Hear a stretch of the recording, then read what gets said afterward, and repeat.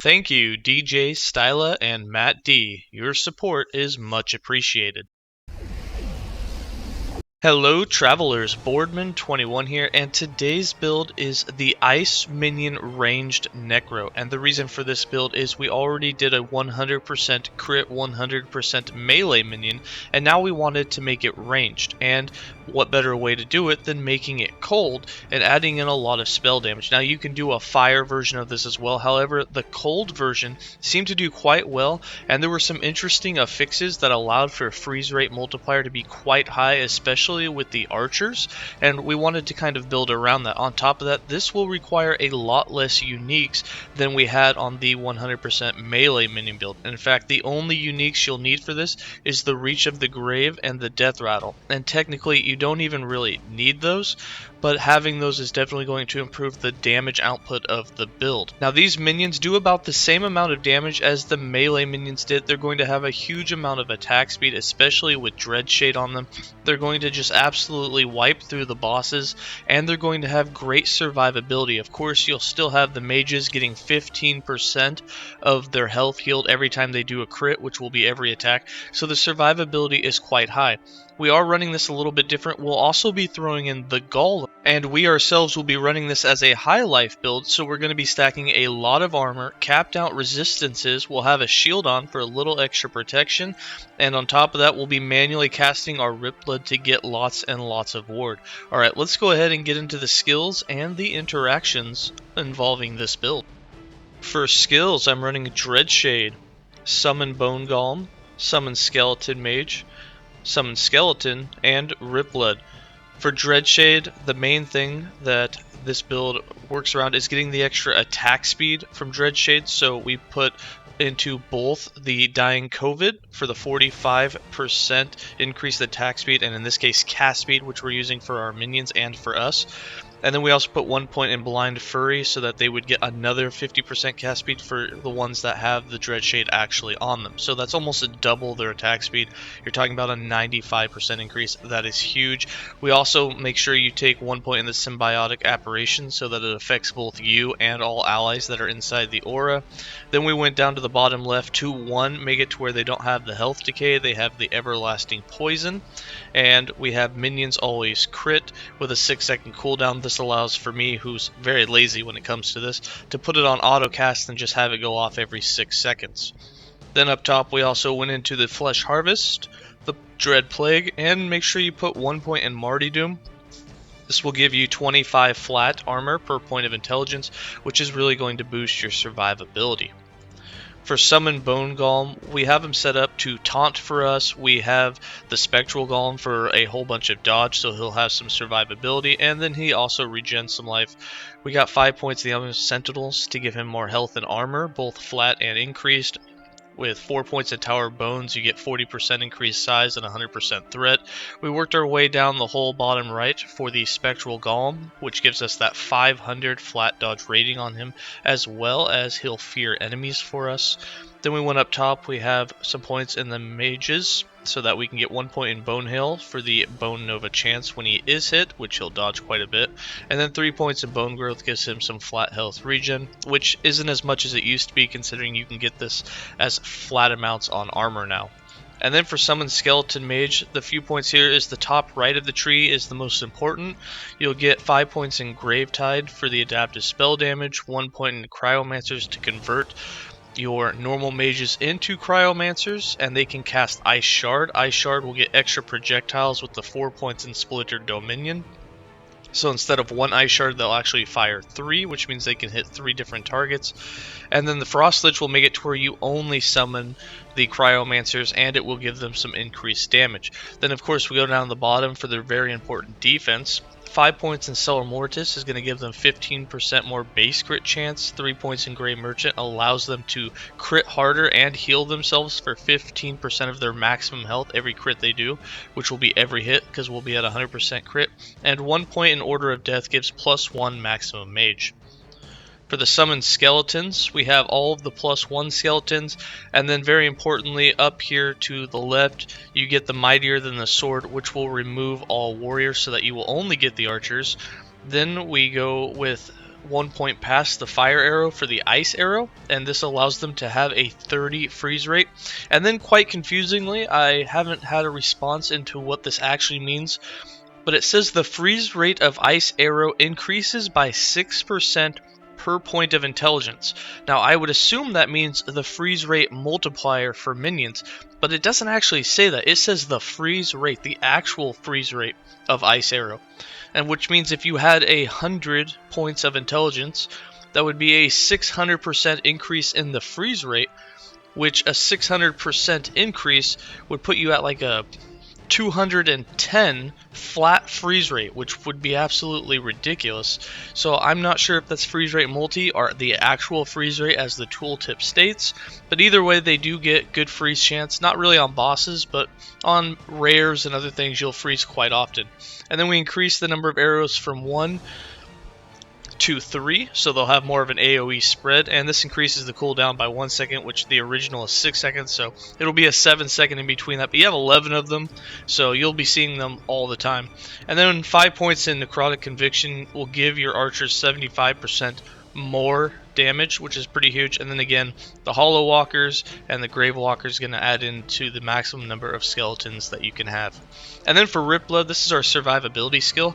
This will give us lots of ward as well as boost our minions' attack speed. So make sure you go all the way up the right side to convert the health granted to ward granted. Make sure you go to the right side so that it targets only minions, that you get extra ward per point of intelligence, that you can get a little bit of mana back will help because we didn't go into the free splatter, we went into the mana costing blood splatter. And then down here to the bottom, whenever you hit them with a blood splatter for 4 seconds, you boost your minions damage by 30%, that is a more modifier.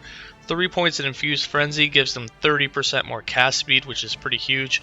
And then Hemophilia gives them 1% of Physical Leech, which this doesn't do anything. I just forgot to take this point out. So feel free to take this one out, and you can put it into more mana so that you completely get rid of the cost of the blood splatter. For passives, I have 20 points in the Acolyte base class with 7 points in Blood Aura, 8 points in Forbidden Knowledge, and 5 points in Dark Rituals. We got 8 points in the Lich, all 8 points in Crippling Insight for that 16 Intelligence. And then for the Necromancer, with 83 points, we have 3 points in Elixir of Hunger, 8 points in Risen Army, 3 points in Cursed Blood, 1 point in Blood Armor, 5 points in Mortal Tether, 1 point in Unbound Necromancy, 4 points in Aegis Fall, 8 points in Tyrant, 2 points in Tyrant's Legion, 5 points in Frantic Summons, 5 points in River of Bones, 10 points in Hearsay, 10 points in Blades of Forlorn, 3 points in Moonlight Prior, 10 points in Rite of Undeath, and 1 point in Disciples of Necromancy.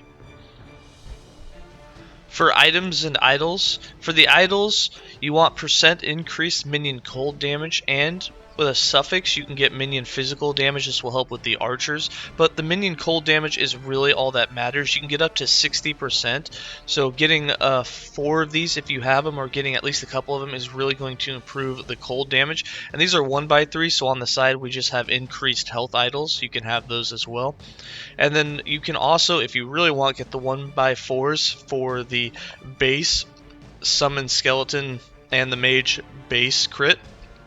However, you didn't really need them in this build to get to 100% crit, so we didn't use them. You can get that on the chest and helm, and since we're not wearing Insanguius, it was just better to put them there. Now, we are wearing 2 uniques. We do have the Reach of the Grave on, and we also have the Death Rattle. Now, there are other uniques that you can put on. There's the Frozen Eyes of Foremost, which will give them more freeze chance, especially per stack of chill, and this has a huge amount of minion cold damage increase. However, it doesn't really compete with the fact that you can get over 200% minion critical strike multiplier, which is just absolutely huge on a 100% crit build. And then for the Reach of the Grave, if you don't have this, not a huge deal, you can use something else. This just lets them get a lot of their bow attacks and their spells or leech. You get 10% of that, which is really huge for them. That's on all hits, including crits or non-crits. And this really helps them keep their survivability quite high. On top of that, it gives them some more attack speed as well. Now, if you don't have this, you don't have to have it. This build will still work without it, as well as the Death Rattle, so you can just craft anything you want and put some minion damage on it. also be reminded that having these will boost the damage of the build and the survivability of the minions. You can wear Eric's Bone to give your minions a bunch of armor shred, but their survivability will go down a little bit by not using the Reach of the Grave. And lastly, the Reach of the Grave and the Death Rattle are both gambleable, so you don't actually have to farm these in the game. If you have gold, you can just go to the gambler and actually get them. They're also quite lower level, so having a lower level character when you gamble for these will help. You only have to be 36 for the Death Rattle, and you only have to be level 6 for the Reach of the Grave, so using a low level character can really help you with that. And then for the crafted items, I'm once again just going to hover over them so you can either pause the video, or if you want to see them and be able to interact with them, I will once again have Damit's build planner up. It will be in the written guide, which will be in the description of the video. And moving on to the character sheet, as you can see, we went for capped resistances. We're missing a little bit of necrotic. You can get those in the rules if you want.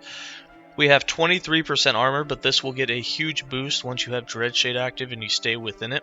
And then we only have 1300 health, but what we did go for was we have that 100% critical strike avoidance, and once we get the blessings, which we don't have, you can get 60% endurance with quite a bit of threshold. You can get over that 600 threshold, which is definitely going to boost your survivability even more. And with that, you have 208% ward retention thanks to those points of intelligence. So once we get Dreadshade going here, I'll just have one active. You can see that we're going to jump up quite a bit in defense here. We jumped over 50% armor. That'll go a little bit higher as our minion loses life. And then on top of that, we're going to get lots and lots of ward. So as I hit them with Rip Blood, you'll notice that we get about 100 ward for every use of this. You'll get even more if you have more int, and you definitely can. A lot of my rules on gear are tier 2, tier 3 for the int, so you can get even higher than that. And that int generation is going to be your savior. So even if something hits you hard enough to knock all your ward off and even whittle down your health a little bit, one, you'll have the ward gen right away, but even more than that, you're going to be able to have that endurance that's really, and that armor protection that's going to keep you from taking too much damage. And then 100% critical strike avoidance obviously never hurts.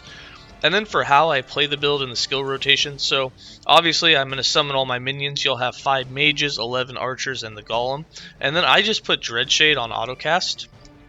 And eventually, yes, it's going to kill. You can see they only take 5 to 8 damage, but eventually those poisons will stack, they'll take more damage, eventually they'll die, or if you see one taking a lot of damage before he dies, you can even start resummoning them because you're not really using your mana for anything else. However, in this build, we're going to have a few of them doing that, and then all you do is cast Rip Blood, and they'll just attack everything from range. So you can have them attack, you hit them with Rip Blood. You can see our damages here, which are just absolutely crazy. Anywhere from, I don't know, 8,000 to 20,000 damage hits. With 17, so really similar to what we were seeing with the melee build. The biggest difference is you get a lot more AoE out of this because you're getting multiple projectiles. You can see none of these projectiles pierce, so you can see how many extras you're actually getting. You're able to clear the whole side of the screen, which is really nice. And then they're leeching, like they're not even going to die anytime soon because they're leeching so much of that. That's what's nice about the training dummy. They have so much more leech. But in combat, this poison will kill them a little bit faster. You will have to resummon them from time to time, especially out of battle. But that's about it. You can see their attack speed is just absolutely massive. And then you're just getting, well, you saw in the gameplay, we go through bosses in no time. And again, this is with just the bare minimum of gear. We don't have Exalted. We don't even have good rules. I actually did have an Exalted drop, but again, I don't wear Exalted in these videos. But you can get so much more minion damage. Like, our gloves have 25% minion damage. This has 88%, which is a mid-roll on a tier 6. Could you imagine having some tier 7 minion damages? Like, this build's got way more potential. It's going to be an S tier build for the purpose of what it does and how good it is right now and its survivability. But it can be pushed so much further, but I'm not going to invest that kind of time in it. And I, again, don't like doing videos with exalted items because that is total RNG, and you may or may not get it. So, let's go ahead and get into some more gameplay, and always stay safe, travelers.